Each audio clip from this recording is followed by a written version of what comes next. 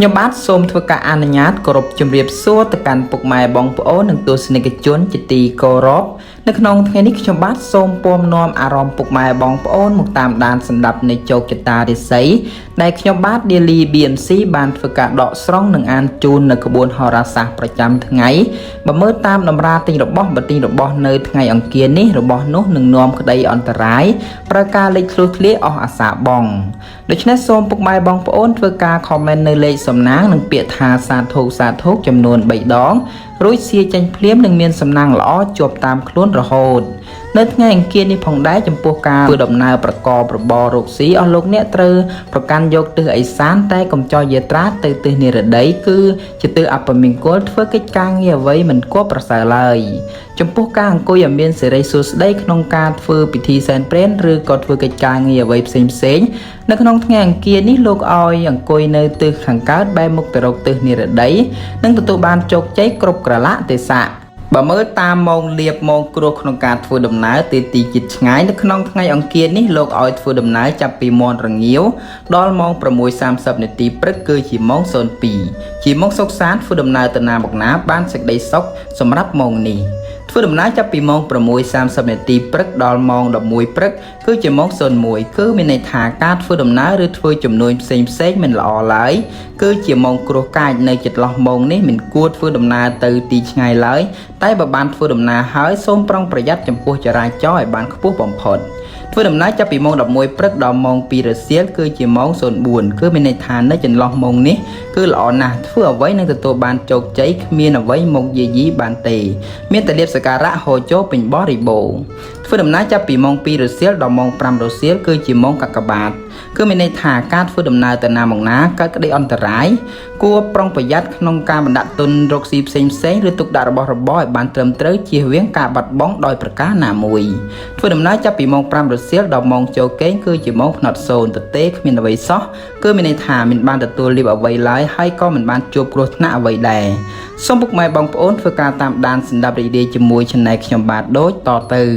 ឆ្នាំជូតកណ្ដុរនាំលៀបនាំសំណាងឧបរាជចិញ្ចែមជួបតែរឿងល្អក្នុងផ្ទះមានលៀបមានសំណាងនិងជួបតែមនុស្សជួយជ្រោមជ្រែងសម្រាប់រាល់ភារកិច្ចនិងសេចក្តីប៉ងប្រាថ្នាបានសម្រេចម៉ោងនាំលៀបសំណាងម៉ោង 4 ព្រឹកដល់ម៉ោង 5 ល្ងាចពណ៌នាំលៀបសំណាងពណ៌ទឹកក្រូចនិងឈាមជ្រូកលេខនាំលៀបសំណាងលេខ 27 និង 49 សូមខមមិនលេខ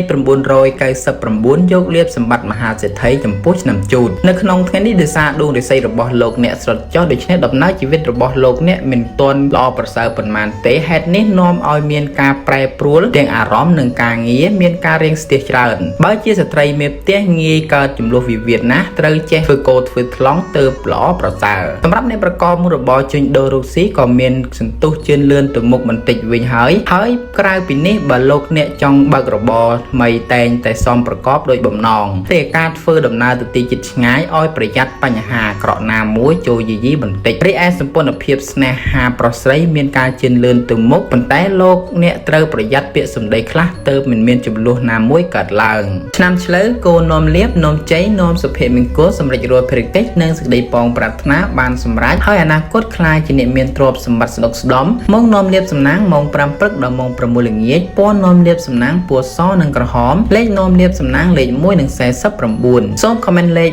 168 យកលៀបសម្បត្តិអភិជនចំពោះឆ្នាំឆ្លូវនៅក្នុងថ្ងៃនេះដោយសារដួងរាសីរបស់លោកអ្នកល្អជាមធ្យមដូច្នេះការបំពេញកិច្ចការងារលោកអ្នកមុននឹងសម្រេចចិត្តធ្វើអ្វីក៏បីត្រូវចេះគិតថ្លឹងថ្លែងឲ្យបានល្អបើពុំនោះទេនឹងទទួលបានផលអាក្រក់ណាមួយជាងផលល្អជាពំខានបើជាស្ត្រីមេផ្ទះវិញធ្វើអ្វីតែងមិនផ្ដល់ផលល្អដែរពោលគឺធ្វើច្រើនខុសច្រើនចំពោះអ្នកប្រកបមុខរបរជួញដូររកស៊ីការជួញទីជិតឆ្ងាយការរកផលកម្រៃតតែខិតខំខ្លាំងទៅអាចរកប្រាក់ចំណូលគ្រាន់មិនសើបំពង់កទៅរួចបើពុំនោះទេច្បាស់ជារកអង្គច្រកឆ្នាំងពុំបានឡើយការធ្វើដំណើរទៅទីជិតឆ្ងាយជួបសេចក្តីសុខសេមសាន្តនឹងពេលទៅនឹងពេលត្រឡប់មកវិញរីឯសម្ព័ន្ធភាពស្នេហាប្រុសស្រីកុំចង់ទុំមុនស្រគាលប្រយ័ត្នកើតរឿងធំហើយត្រូវមកដេកស្ដាយក្រោយដែលជាការហួសពេលទៅហើយ ឆ្នាំខាលខ្លាសេដ្ឋីចិញ្ចឹមមានប្រាជ្ញាឆ្លៀសវៃមានគំនិតភ្លឺថ្លាហើយអនាគតខ្លាយជាអ្នកមានអំណាចម៉ោងនាំលៀបសំណាងម៉ោង8ព្រឹកដល់ម៉ោង7ល្ងាចពណ៌នាំលៀបសំណាងពណ៌ផ្ទៃមេឃនិងក្រហមលេខនាំលៀបសំណាងលេខ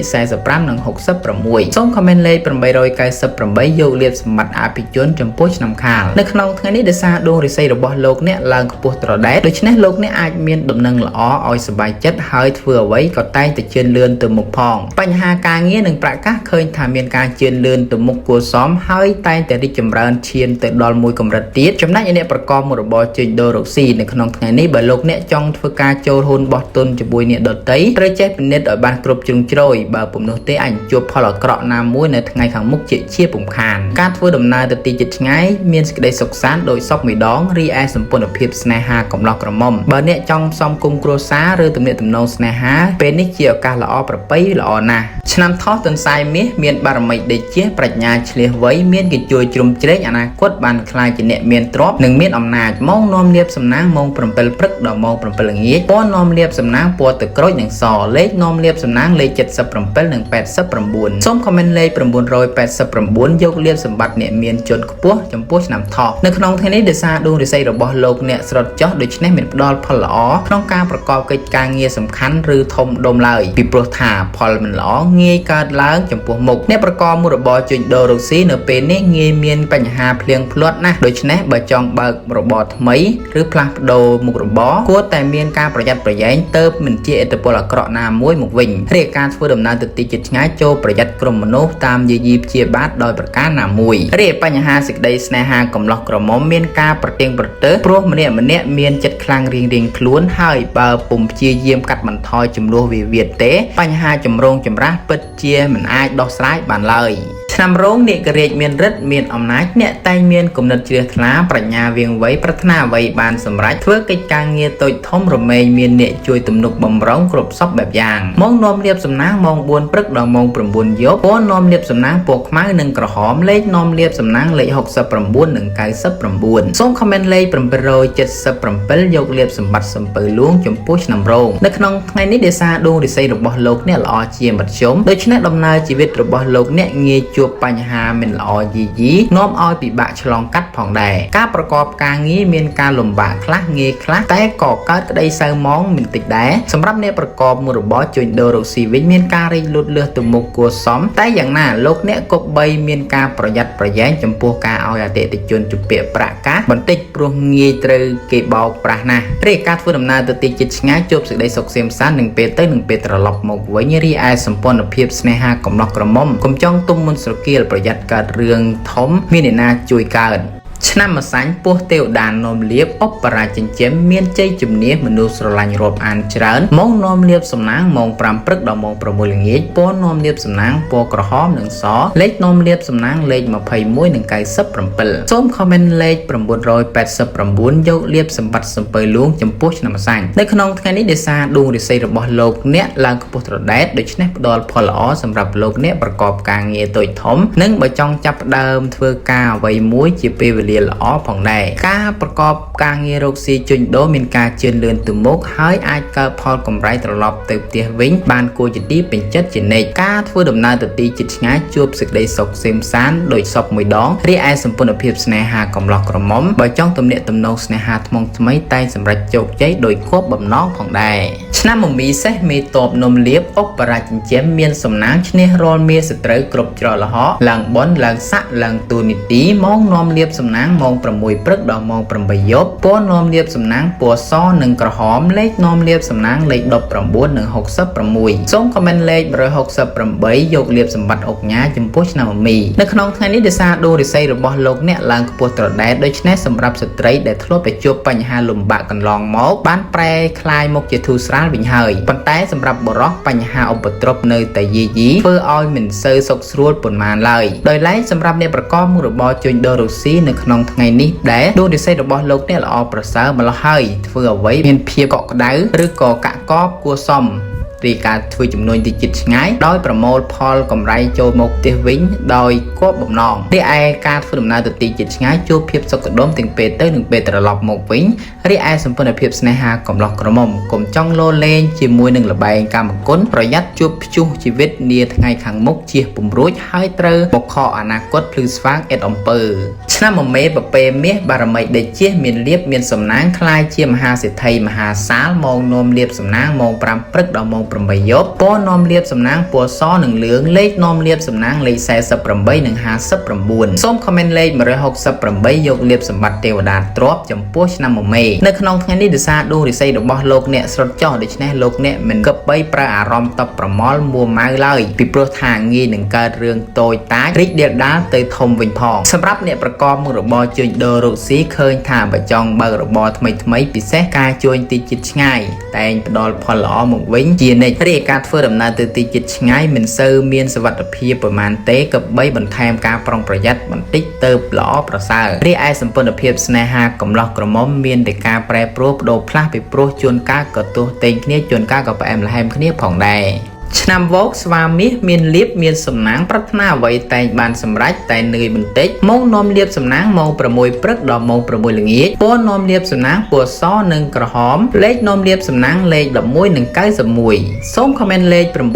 999យកលៀបសម្បត្តិអភិជនចំពោះឆ្នាំវោកនៅក្នុងថ្ងៃនេះដោយសារដួងរិស័យរបស់លោកអ្នកល្អជាមធ្យមដូច្នេះទោះបីដួងរិស័យរបស់លោកអ្នកមានភាពល្អប្រសើរក្តីតែផលប៉ះទង្គិចតែងកើតចេញពីគំនិតនិងការយល់ខុសរបស់ខ្លួនឯងច្រើនជាងសម្រាប់ការប្រកបមុខរបរជួញដូររកស៊ីមានភាពនឹងថឹងល្អពោលគឺមិនមានអ្វីប្រែប្រួលបដូរផ្លាស់នោះទេគឺដូចសពមួយដងរីឯការធ្វើដំណើរទៅទីជិតឆ្ងាយមានភាពប្រទៀងប្រទើសបន្តិចតែមានភាពសុខដុមល្អប្រសើរផងដែររីឯបញ្ហាសេចក្តីស្នេហាប្រុសស្រីមានការទុកខ្វាយខ្វល់ច្រើនដោយសារការមិនសូវទុកចិត្តគ្នានិងមិនត្រូវយកភាពប្រកែប្រកាន់មកដាក់ខ្លួនទៅប្រសើរឆ្នាំរកាមុនភ្លើងពណ៌មាសជួបសុខសំណាងមនុស្សគ្រប់គ្នាជួបហើយតែងស្រឡាញ់រាប់អានទំនុកបំរុងម៉ោងនាំលៀបសំណាងម៉ោង8ព្រឹកដល់ម៉ោង10យប់ពណ៌នាំលៀបសំណាងពណ៌ប្រផេះនិងក្រហមលេខនាំលៀបសំណាងលេខ21និង99សូមខមមិនលេខ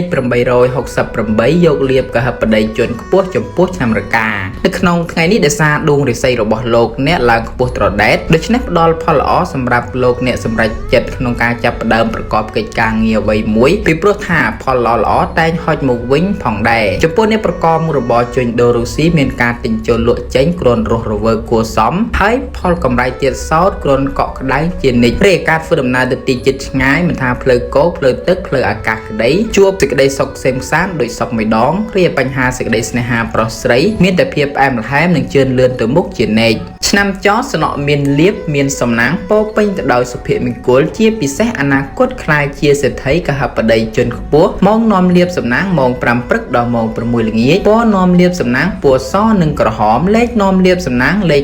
99និង77សូមខមមិនលេខ989យកលៀបសម្បត្តិអ្នកមានជនខ្ពស់ចំពោះឆ្នាំចនៅក្នុងថ្ងៃនេះដោយសារដួងរិស័យរបស់លោកអ្នកស្រុតចោះដូច្នេះដំណើរជីវិតរបស់លោកអ្នកមិនល្អប្រសើរប៉ុន្មានទេហេតុនេះយល់ល្អលោកអ្នកត្រូវចាត់ចែងការងារចាស់ឬឯកសារចាស់ដែលនៅសេសសល់ពីមុនមកទៅល្អប្រសើរផងដែរអ្នកប្រកបមុខរបរជួញដូររកស៊ីបានមានការជឿនលឿនទៅមុខតិចតួចណាស់ហើយប្រាក់ចំណូលទៀតសោតក្រោកគ្រាន់មិនគ្រប់ឆ្នាំងបាយសឹងតែយ៉ាប់ផងរីឯការធ្វើដំណើរទៅទីជិតឆ្ងាយចូលប្រយ័ត្នបញ្ហាសុខភាពបន្តិចពីព្រោះថាងាយនឹងរងផលប៉ះទង្គិចណាស់រីឯសម្ព័ន្ធភាពស្នេហាកំឡោះក្រមុំបើចង់ធ្វើការជ្រើសរើសគូស្រករពុំសូវល្អប៉ុន្មានទេព្រោះច្រើនជួបតែគូកម្មឆ្នាំកោជ្រូកនាំសំណាងនាំសុភមង្គលសម្រាប់រាល់ភារកិច្ចនិងសេចក្តីប៉ងប្រាថ្នាបានសម្រេចហើយអនាគតខ្លាយជាអ្នកមានទ្រព្យសម្បត្តិស្ដុកស្ដំម៉ោងនាំលៀបសំណាងម៉ោង4ព្រឹកដល់ម៉ោង7ល្ងាចពណ៌នាំលៀបសំណាងពណ៌ក្រហមនិងបៃតងលេខនាំលៀបសំណាងលេខ77និង88សូមខមមិនលេខ899យកលៀបសម្បត្តិសំពៅលួងចំពោះឆ្នាំកោនៅក្នុងថ្ងៃនេះដោយសារដួងរិស័យរបស់លោកអ្នកល្អជាមធ្យមដូច្នេះបើទោះបីធ្វើអ្វីក៏តែងតែមិនឆ្លើយតបដោយសេចក្តីប្រាថ្នាឡើយហើយពិសេសក៏មានបញ្ហាចូលយាយីផងដែររីឯការរស់នៅមានភាពសុខដុមបើមានចំនួនវិវាទក៏ឆាប់ត្រូវរើគ្នាវិញផងដែរ เรียนเนี่ยประกอบมุรบอยจนโดโรซี่ในขนมไงนี่เคยทำเมียนการเจือนเลื่อนตัวมุกติดตัวนะเฮ้ยบ่มีนาเตะจนจุเปียประพองในโนโจประยัดประแยงประยัดจังเบาเกดอยประกาหนามุยเรียกการฟื้นดำนาเมียนเพียบประเตียงประเตอร์มันติดแต่ก็เมียนเพียบสกัดดมละอพองได้เรียกสมบูรณ์เพียบสเนหากับล็อกกระหม่อมเมียนสเพียบโดพลาเจริญเฮ้ยมันเนี่ยจำแต่ประชังคณีหรือก็จองจันชเนียคณีเจริญ